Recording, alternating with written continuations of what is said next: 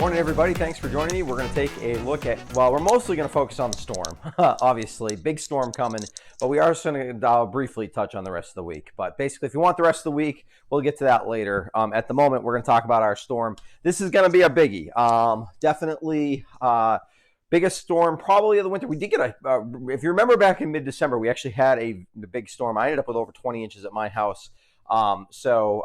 This probably comes in somewhere around that range. This has the potential probably to be a little bigger than that, but I wouldn't predict that. But anyways, so what's going on here? Okay, pieces that we need in order to make a storm happen. One, we need moisture and southern jet stream energy. We've got that, lots of it. We need a temperature gradient. Certainly relatively warm ocean water, lots of moisture there, relatively warm temperatures across the southeast, relatively cold. Not this is a March storm, but cold enough in March. We need upper level support. We've got that right here, big time. And we need a slow kind of blocked up pattern to our east. We've got that too. All the ingredients we need to make a big coastal storm. One thing that is different about this storm than any storm we've had this winter, this is a classic nor'easter where we're developing the storm off the coast of the eastern seaboard, and then it's going to ride up the coast. Now, we do have upper level support here that has a trough axis kind of hanging back. That'll mostly be a focus for some heavier snow as the coastal low gets going, but this is not a storm heading up the central part, up the Mississippi River Valley, and then transferring its energy to the coast. This is the opposite of that when we just developed the storm off the coast. These storms tend to be, one thing that we don't have to worry about with this storm is mix with sleet or change to rain, anything like that. That is a question, but it's a question for kind of basically eastern Massachusetts, southeastern New Hampshire, places like that, down east Maine, Connecticut, Rhode Island, central Massachusetts maybe. It's not a question for us in southern Vermont. We will be all snow with this. Because the temperatures are somewhat marginal, we could be heavy, wet snow. We're going to talk about some power outage potential problems with this. Although I think the worst of the power outages will not be right here in southern Vermont. I do have a map that kind of shows where I think the worst of those will be. All right, so here's our surface, what's there of our surface low. It's just getting going now. A lot of this is not really hitting the ground. I have seen a few flurries out there this morning, but essentially most of this is not hitting the ground. But what it is doing is moistening up the atmosphere. This is sort of like priming the pump for big snow once this system really gets going. We do have a couple areas. This is mostly an upper level low, but it does have a little bit of a surface reflection. Also have a little bit of a low pressure system here across western or near kind of Lake Erie, Lake Erie, eastern Lake Erie.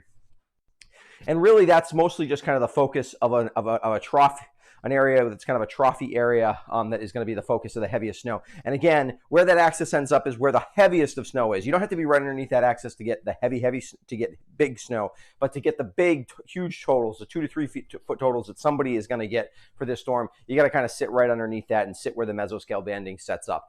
Whether that happens for us or not is exactly where that sets up is almost really kind of got to wait till it happens. But this is the kind of setup with a developing system like this. If you remember the storm where we got 30 to 40 inches of snow a couple of years ago, it was actually, this storm will be stronger in some ways than that storm, but that storm had that mesoscale band that was just incredible, where you didn't have to go that far north. Peru set the Vermont record in that storm with over, I think it was like 44 inches of snow in a 24-hour period. Crazy snow, and it snowed, we were talking 6-7 inches of snow an hour in some of the spots in that band. Places like just north of Rutland got a decent snowstorm still, I think, but we're looking at more like 10 inches of snow. That's a huge gradient. Something along those lines will probably happen with this storm too, and it's hard to know exactly where that, but I do want you to be aware somebody could get that kind of system. All right, so let's set the stage here.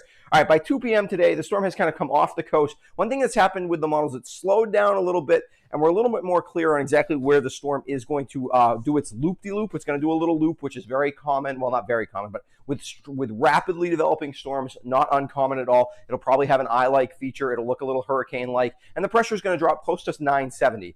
Winds along the coast are going to gust to close to hurricane force in some spots. There will definitely be some coastal flooding issues and a lot of power outages due to wind in eastern Massachusetts, southeastern New Hampshire, places like that. It's going to get battered pretty good.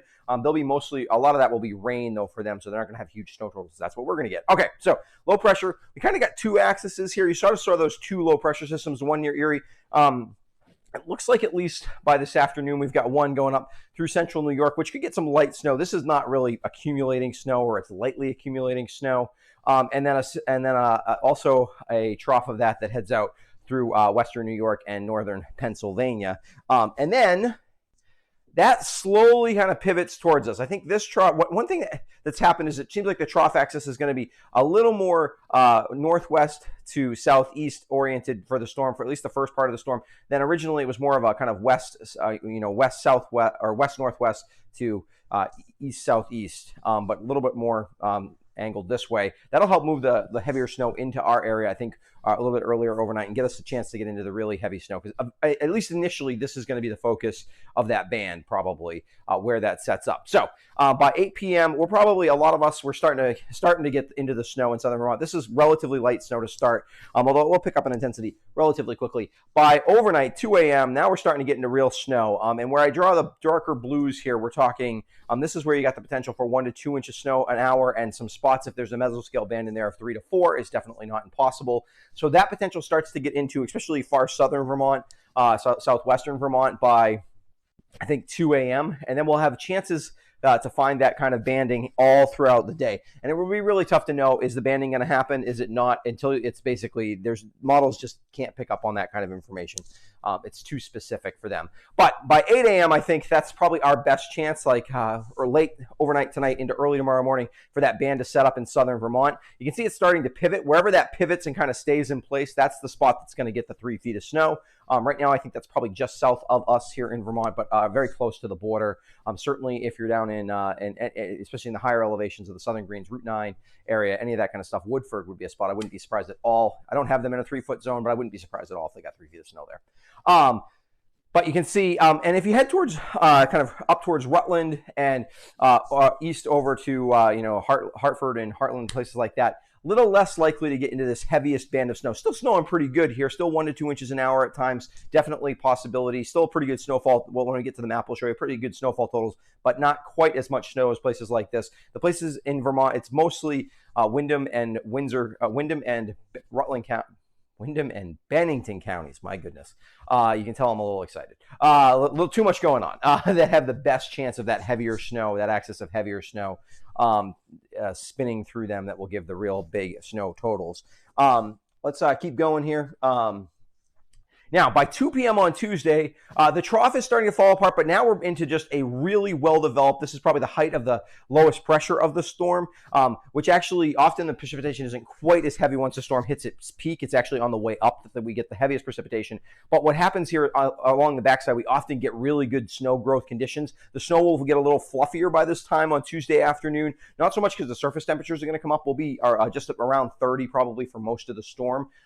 But aloft, it cools off a little bit, and we get really good snow growth. You get the chance for some of those bigger flakes, even though it's snowing, and definitely still the chance. This is probably not where we would get the 3 to 4 inch snow an hour, but this is still inch to 2, especially inch to inch and a half snow could go on for quite a while Tuesday afternoon. So you're still piling up snow pretty fast. And I think southern Vermont is definitely in the jackpot area for that. And this is where the storm is kind of doing a quick loop-to-loop, which really is going to leave it about 12 hours where it sits basically, where it goes kind of from Cape Cod up a little bit west, maybe right over the top of Boston, and then back down around Cape Cod again. And in doing that, we're in a prime spot to get pretty good snow totals that time. Sometimes you can get some mesoscale banding here. That's how you'd get to that 2 to 3 feet range instead of like the 1.5 to 2 feet, which is what I've got most of us in currently. If we head going further, even by 8 p.m., as the storm is starting to pull away, we still have a pretty good band of snow. All the models basically depict this now. The snow continues on.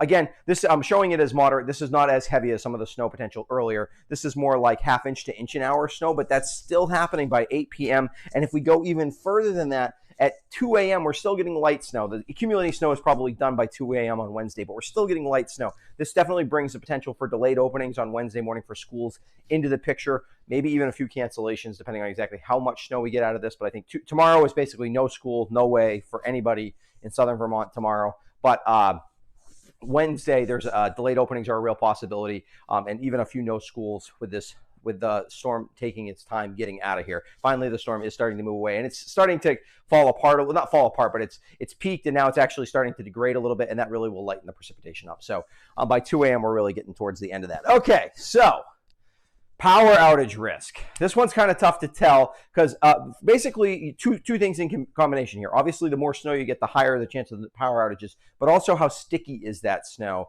Because places will still get plenty of snow here up in lots of Rutland and northern Windsor County, but most of it should be relatively not quite as much snow and a little fluffier, and so low risk there. Higher elevation, some risk in this yellow. A lot of this in our area could be potential wind gusts, 35 to 40 miles an hour, 45 miles an hour maybe, along with the snow. And certainly initially the snow could be kind of sticky here. So definitely some risk here. Moderate risk as you get into some of the, as you get a little bit more sticky with the snow. I think the Monadnock region of New Hampshire into kind of northern and central Massachusetts has a high risk. We could see some areas here potentially getting some very significant power outages is definitely a possibility. Chance of that in the Berkshires too. This is the spot where I think 2 to 3 feet of snow is likely, and a little bit heavier and wetter there. So definitely a chance. If that sticks to trees, that becomes the kind of thing where you see significant, widespread, long duration power outages. I think most of us in southern Vermont are up away from that, but I do think there will be some power outages, especially across southeastern. I think like Brattleboro area, towns around Brattleboro have the best chance of seeing a decent amount of power outages. I mean, some of those could creep north and a little bit west. Bennington as well, I think, has a chance of that potentially if they get heavier or wetter snow. They're going to get plenty of snow for the power outages to potentially happen. All right. The map you've all been waiting for, the snowfall map. Okay, I've expanded away from just southern Vermont for a little bit, but one of the things you're going to notice is a big gradient. Whereas almost everybody's going to get pretty good snow. Some of the snow shadowed areas up here in northwestern New Hampshire and the northeast kingdom of Vermont that get snow in different ways. They don't get snow on storms like this, 5 to 9 inches. They'll still get a decent amount. A lot of us, almost everybody, and where I usually think of forecasting for these southern 4 counties in Vermont, almost all of us get at least 8 to 12 inches of snow. And most of us more than that, 10 to 16. I think Rutland's in the 10 to 16 range. I think like Windsor is in 10 to 16 range. 10 to 16 probably comes down to about Springfield. I think it's about the line where I would say the 10 to 16. And then south of that, even in the Connecticut River Valley, you're up to 12 to 18 inches of snow. As you head into the up in elevation into the greens, you quickly go up 16 to 24, 18 to 26, I think, for a lot of the spine of the Green Mountains. And then you've got this 2 foot plus zone, which I think extends from the Berkshires up into the very basically Route 9 south at the higher elevations, where you get a little bit of lift as well. Again, all of this is, you get to these kind of totals and the kind of mesoscale banding we could get with this storm. You could go a little higher than this. If you miss out on the mesoscale band, definitely look towards the lower end of these. It's definitely not impossible that 1.5 feet of snow, you could say you kind of missed the storm and get 1.5 feet of snow out of this. That's the kind of storm this is, or 16 inches of snow if you're in the blue area here in southern Vermont. You say, wow, we got 16 inches of snow. That was a big storm. And say, well, the potential was actually there for quite a bit more snow than that. So yeah, that's basically what's going on. Let's take a quick look, at the 5-day forecast. Heavy snow starting, snow gets in here around probably between about 6 and 9 p.m. tonight. Most of the evening commute should be basically fine. Could get a little slick by late in the evening. Then overnight it gets treacherous.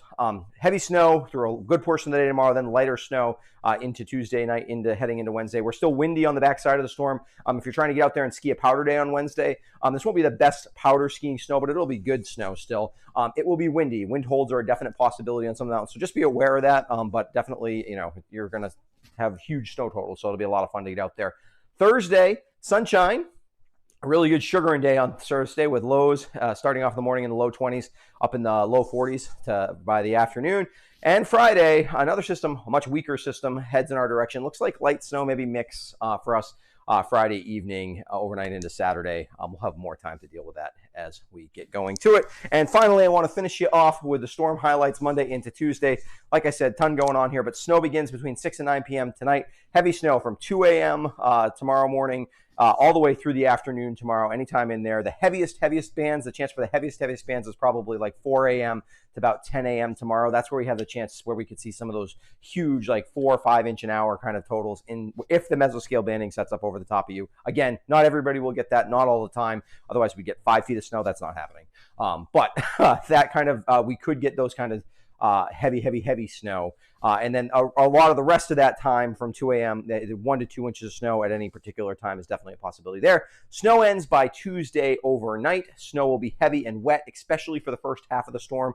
Power outage is possible. I showed you the map on that. Wind gusts 35 to 45 miles an hour, especially in the hills. That could also cause a power outage or two. So be prepared for that. If you live particularly in southeastern Vermont, but especially if you're listening to me from the Monadnock region, New Hampshire, occasionally I have a few people who pay attention from over there, or you're down in the Berkshires, you want to be prepared to lose power potentially for multiple days. So yeah, big storm. I know everybody's kind of getting ready to get excited for spring. I understand that. Try to survive this one. It doesn't look like any more big storms on the horizon currently, at least for the next week or so after this. All right. Thanks for joining me. I will be back tonight. I'm going to go live at 7 p.m. tonight. That'll be a very different kind of video where I'm just going to be answering questions. I'll show you some graphics, talk about what's happening currently with the storm. I'll probably have an updated snowfall map, but in general, it's just a chance to go live.